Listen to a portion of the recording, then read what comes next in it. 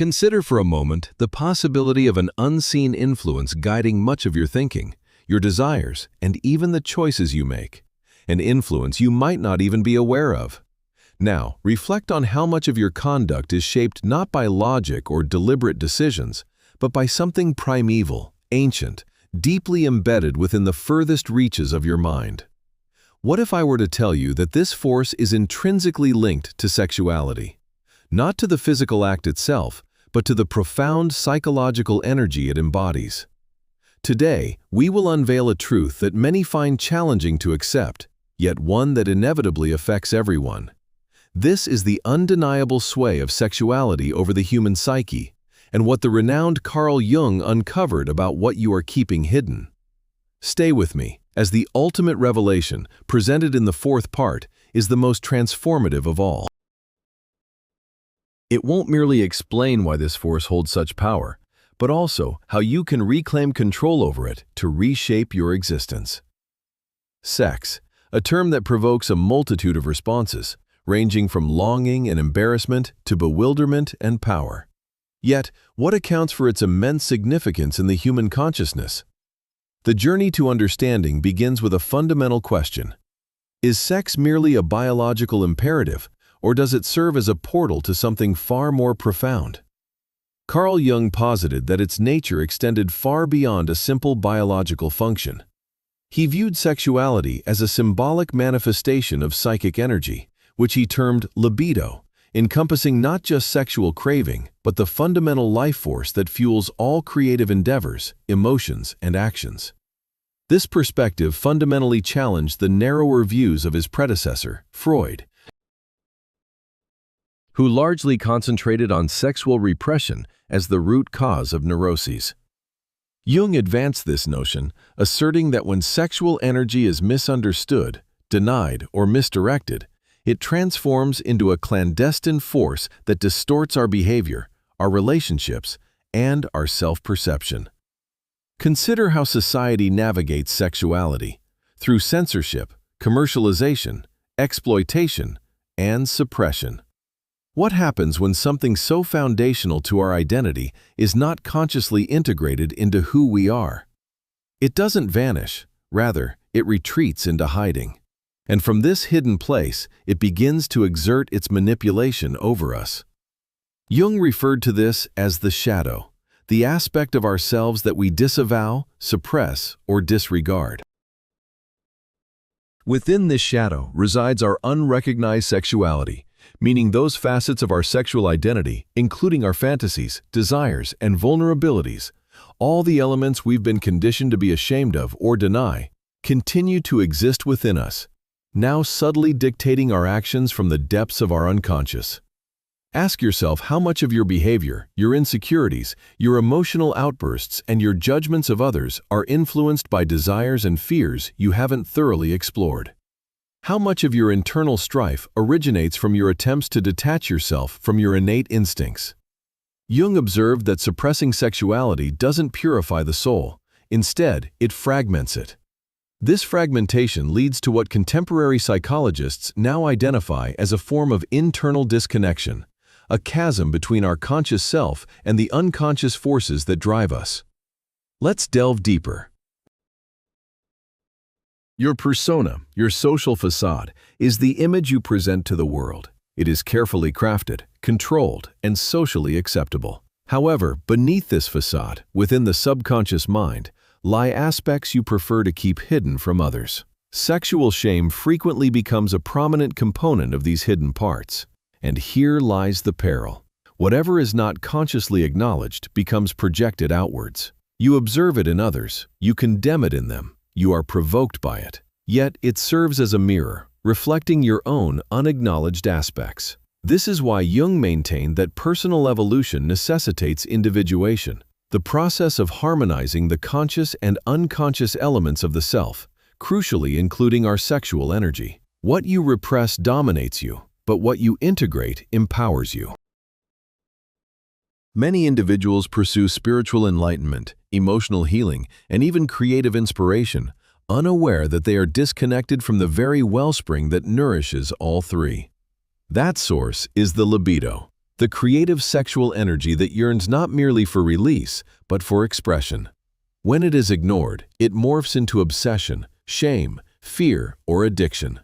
When it is embraced, it transforms into vitality, self-assurance, and depth. But how do we begin to identify what we have suppressed? Start by paying attention to your reactions. What makes you uncomfortable in others? What elicits anger or excessive curiosity in you? These are indicators. Your unconscious is perpetually attempting to communicate through dreams, fantasies, and projections. Jung analyzed dreams for precisely this reason, as they unveil the symbols of our inner world, unfiltered by our conscious defenses. And sex in dreams seldom signifies only the physical act. It often symbolizes unity, not with another person, but between disparate parts of the self. So what within yourself are you avoiding integrating? Jung theorized that within every man resides the anima, representing the inner feminine, and within every woman, the animus, representing the inner masculine. These archetypes are profoundly linked to how we experience love, intimacy, and connection. When undeveloped, they sow dysfunction in relationships. When cultivated, they guide us toward greater wholeness. However, this development demands confronting, rather than evading, our sexual and emotional shadows. Do you ever consider how much of your existence is quietly influenced by feelings you haven't allowed yourself to experience? Sexual repression isn't merely about moral standards. It signifies psychological disunity. It means losing touch with a vital aspect of your life force. Modern society frequently veers between excessive exposure and excessive restraint. However, genuine integration isn't about indulgence or denial. It's about awareness. It's perceiving sexual energy for what it truly is, not a menace, not a transgression, but a message from the soul. Moving forward, we'll examine how this energy molds your identity, purpose, and relationships. We'll uncover the actual reasons society distances you from your sexual truth. Crucially, we'll reveal steps you can take to reclaim that power, not to be dominated by it, but to be transformed. Before proceeding, reflect. What part of me have I quieted due to fear of judgment? Which desire have I buried, believing it to be wrong? What could change in my life if I ceased evading it? Because by comprehending what you've suppressed, you might finally begin to grasp your true self. Having opened the door to the hidden depths of sexual energy within the psyche, we must venture deeper into the complex maze of human behavior, where craving and suppression intertwine in the shadows, and where many unknowingly lose themselves. If sexuality stands as one of the most potent forces in the human mind, why do so many dread inspecting it honestly?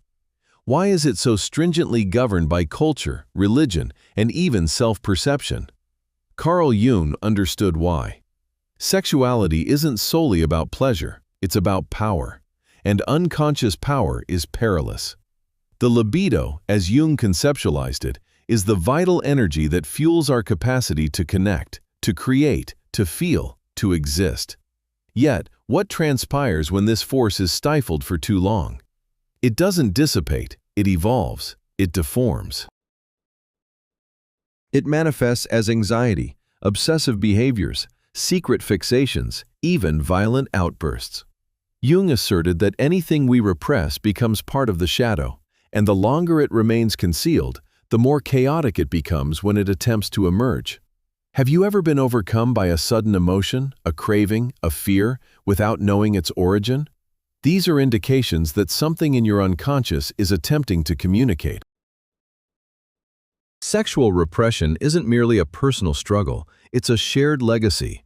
From religious doctrines that equated desire with sin, to contemporary hypersexualized media that commercializes and dehumanizes it, we are caught in a paradox. On one hand, sex is ubiquitous, on screens, in advertisements, in casual discourse. Yet genuine, candid discussions about sexual energy, intimacy, shame, and emotional connection are scarce. We observe the physique, but not the spirit within.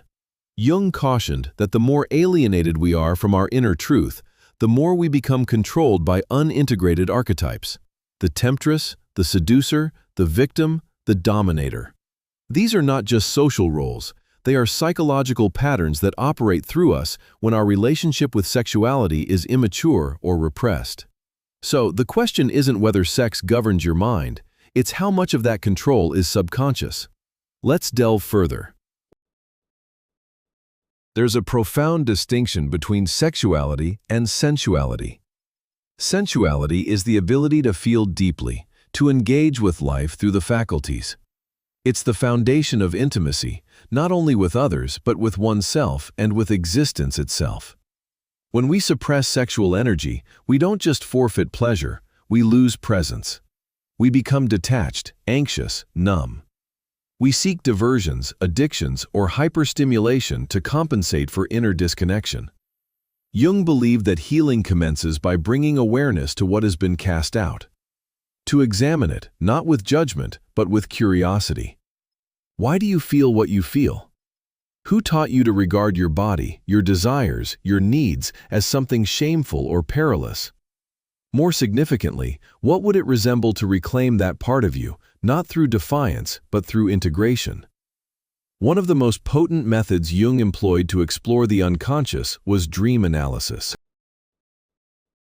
In dreams, symbols bypass the defenses of the conscious mind. Sex in a dream seldom signifies physical desire. More often, it points to psychological unity, the yearning for integration. When you dream of intimacy, connection, or even unconventional experiences, your unconscious might be trying to reveal where your internal masculine and feminine aspects are divided. The synthesis of opposites, which Jung termed the conjunctio, is a core theme in psychological alchemy. It represents the merging of light and shadow, male and female, desire and reason. And in each individual, this internal union must occur for one to achieve wholeness. Reflect once more. What do your nocturnal visions reveal about your unspoken cravings? Which fantasies do you internally condemn, yet secretly yearn to comprehend?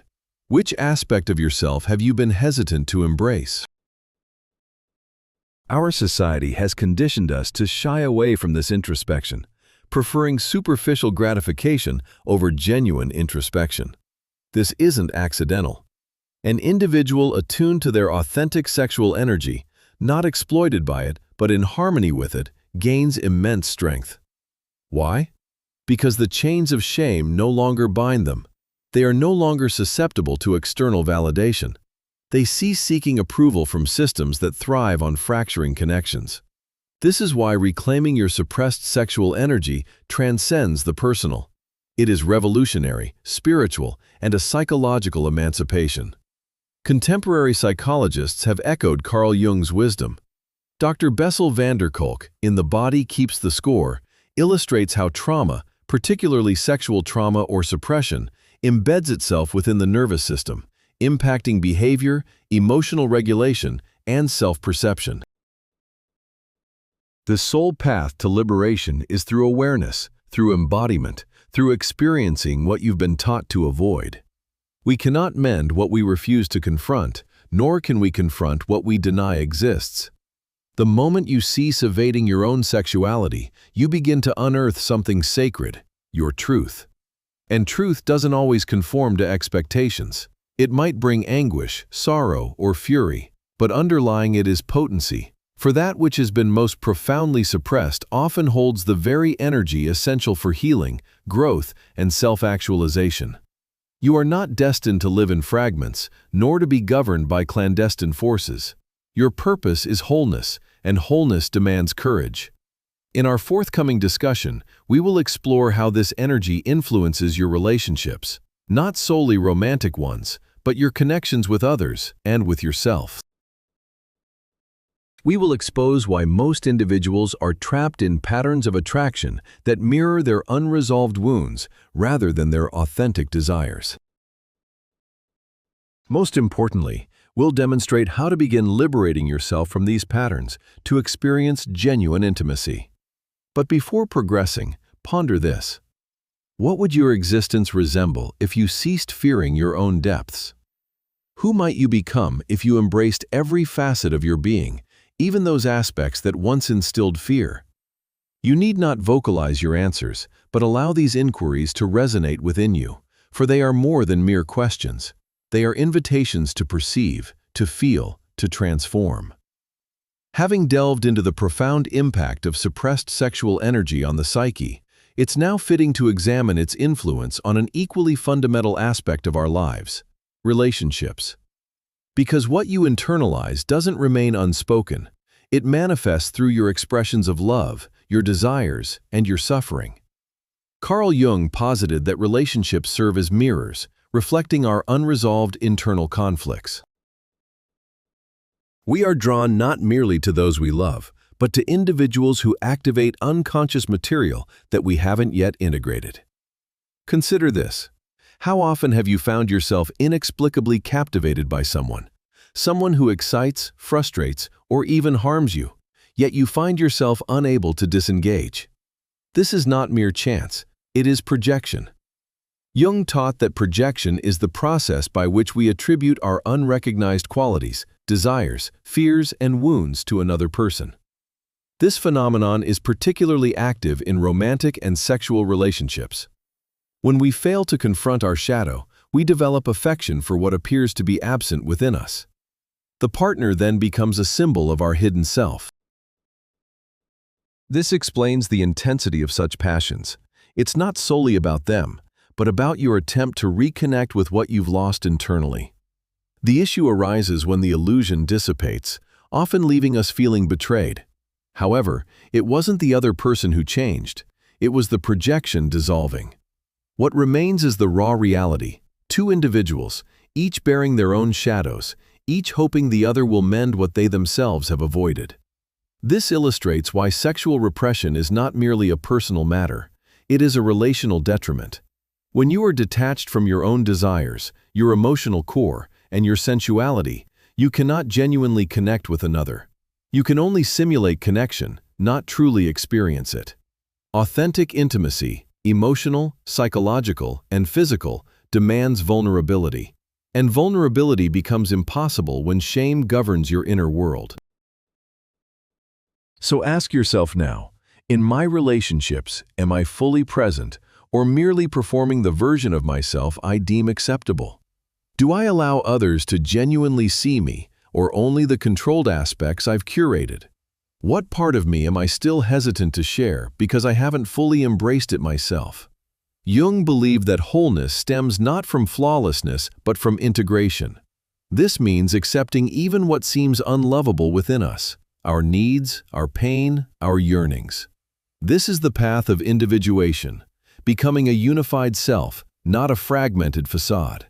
Let us consider the prevalent trend in contemporary romance, where much of modern dating and relationships revolve around managing one's personal image.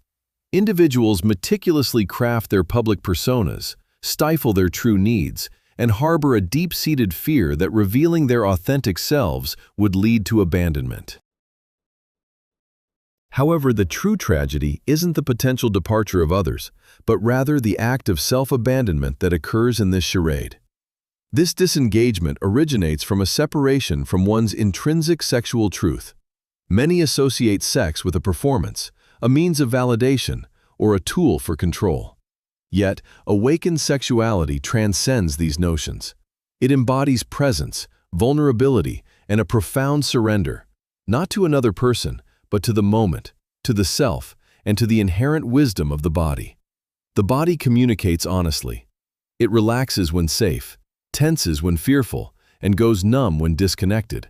All these sensations and reactions offer valuable information. Your body serves as the channel through which the unconscious speaks. By heeding these messages, you embark on a path of awakening. By disregarding them, you remain ensnared in confusion.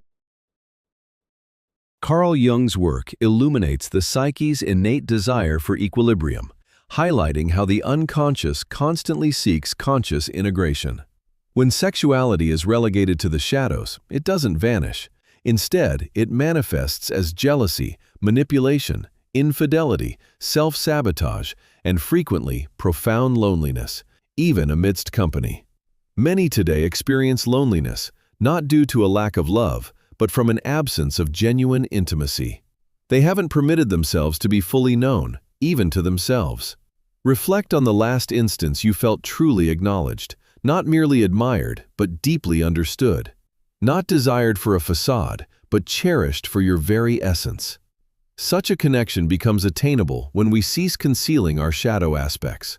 When consciously embraced, sexual energy transforms into a bridge, leading from isolation to unity, from shame to sacredness. This isn't about hedonistic pursuit, but rather about healing, about reclaiming that inherent part of you that was never meant to be stifled, the creative, passionate, and vibrant core. Ancient traditions revered this energy.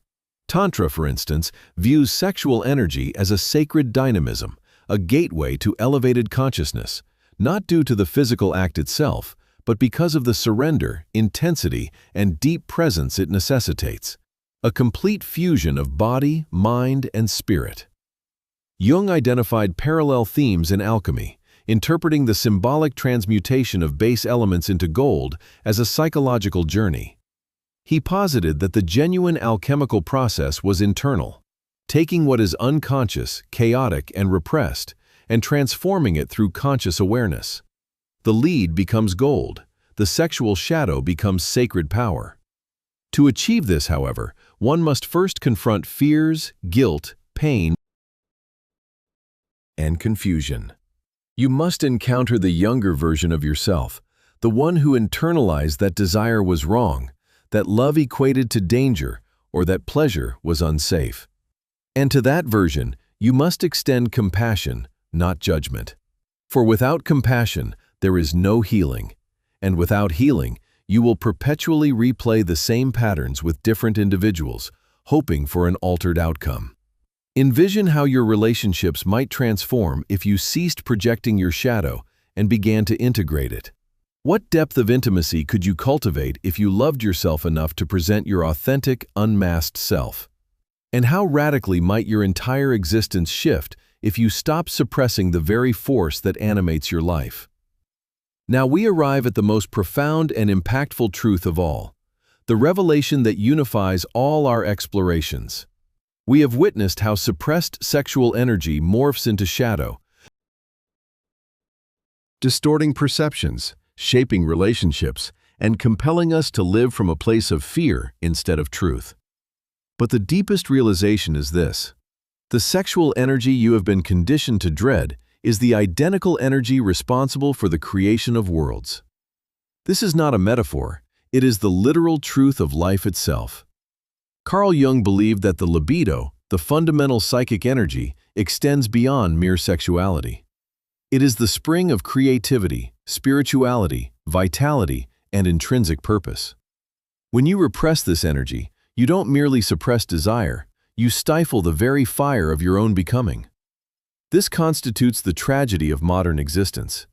We are educated to be productive but not passionate, efficient yet disconnected from our bodies, social but lacking in soul. In this distortion, we become partially alive, functional yet fragmented. But here lies the profound insight. The energy you suppress is precisely the energy that possesses the power to awaken you. When you retrieve this energy, not with unbridled desire or defiant spirit, but with deep respect, you start to revert to your fundamental nature. You commence to experience emotions, to envision, to innovate, to embrace love completely. This energy isn't solely about carnal activity. It relates to unification. And unification represents the ultimate secret. It's the fusion of body and spirit, masculine and feminine, obscurity and illumination, you and the divine. This explains why Jung viewed sexuality as emblematic of something far more profound, the soul's yearning to reconnect with its origin. In __quote_1__, Jung describes the alchemical marriage, the emblematic merging of contrasts within oneself, the connuctio. This transcends mere psychological theory. It serves as the blueprint for human advancement. When you unify the disparate segments of your psyche, those aspects that were rejected, shamed, and concealed, you begin to emanate completeness. And from this completeness, everything undergoes a transformation. You cease pursuing relationships that reiterate your past hurts. You stop portraying versions of yourself that are inauthentic. You stop fearing yearning and instead channel it into creativity. Envision a life lived this way.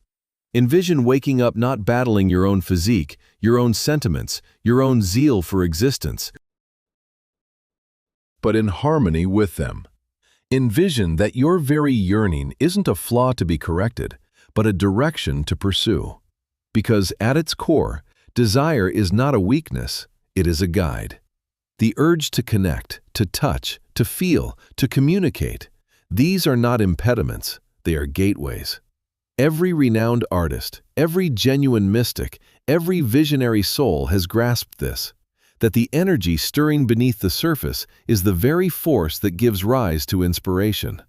You cannot detach your soul from your sensuality. You cannot ascend spiritually while denigrating your instincts. You cannot forge a life of profoundness and significance while concealing your own strength.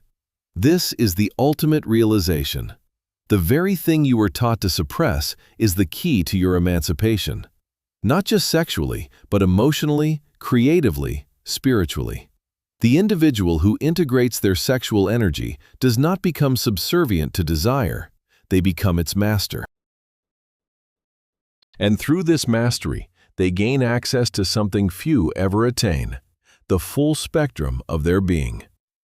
So ask yourself now, what have you been afraid to feel? Which aspect of your potency have you relinquished because someone once informed you it was perilous? And what would it signify to reclaim it?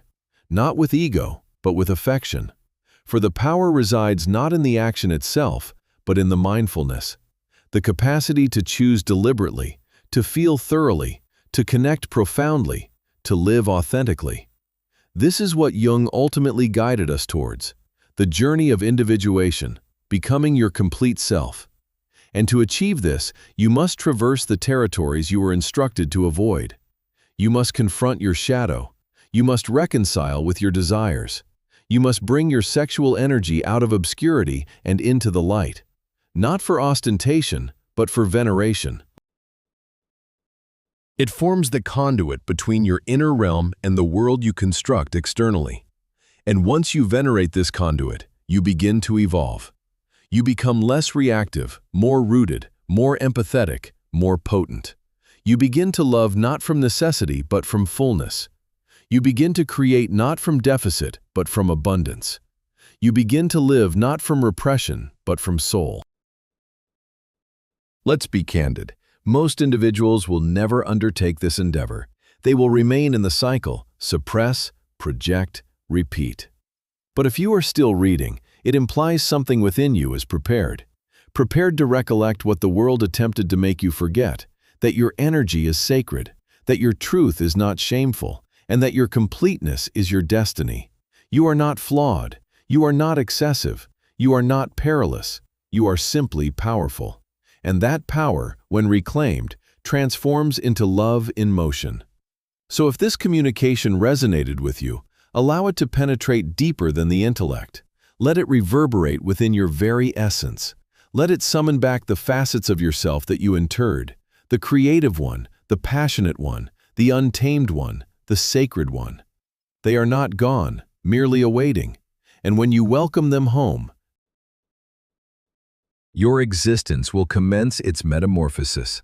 Not because you've acquired something new, but because you ceased concealing who you truly are. The suppressed becomes hallowed. The wounded becomes sagacious. The shadow becomes clear. This is the trajectory Jung illuminated for us. And now it is your turn to traverse it. Not tomorrow, not someday, but now. For the truth does not await you at the culmination of your journey. It has resided within you all along. Thank you for your time.